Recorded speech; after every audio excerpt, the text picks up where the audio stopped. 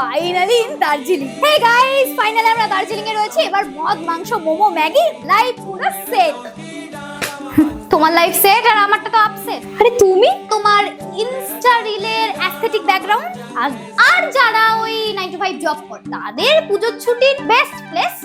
তুমি তো স্বয়ং কথা বলছো গো, বিগ ফ্যান। আর আমি তো কুলার। তোমার গাড়ির গরম হাওয়াতে আমার প্রাণটা তো নাজেহাল। এই বছরে একবার আসে, তাতেও তুমি বছরে একবার এসে তোমরা এই প্লাস্টিক চিপসের প্যাকেট সব কিছু ফেলে দিয়ে চলে যাও আর এমন ডিজে বাজাও আমার শরীরের সাথে প্রকৃতিটাও নষ্ট করে দিয়ে যায়। পাহাড় কেটে কিন্তু রাস্তা আমরা না, সরকার বানাচ্ছে। সরকার তো পাহাড় কেটে হোটেলও বানিয়ে দিচ্ছে। তারপরে বড় হেডলাইন আসছে অপ্রত্যাশিত প্রাকৃতিক দুর্যোগ। দুর্যোগটা কিন্তু আমি নই, এই পরিকল্পনাটাই দুর্যোগ। কিন্তু সরকার তো উন্নয়ন করছে, আর নইলে আমরা ঘুরতে আসবো কি করে বলো? কিন্তু উন্নয়ন যখন হচ্ছে ধস কেন নামছে?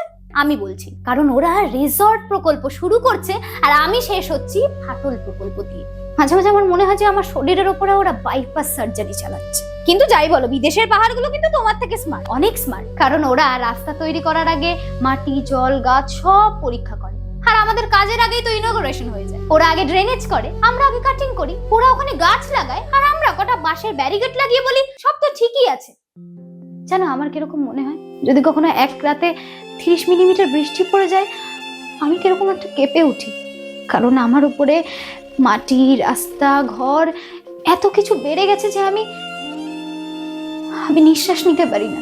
তোমাদের গার্বেজের কারণে আমার নদীগুলো ঠিক করে শ্বাস নিতে পারে না, ওরা দম বন্ধ হয়ে মরছে। গাড়ির গরম ধোয়াতে আমার গাছগুলো কিরকম গুম হয়ে যাচ্ছে। তোমরা ভাবছো পাহাড়ের কত সুন্দর ওয়েদার, তাই না? প্রকৃতি তোমাদের অতিথিশালা নয়, প্রকৃতি তোমাদের ঘর। তাই প্রকৃতিকে নষ্ট না করে প্রকৃতিকে রক্ষা করো।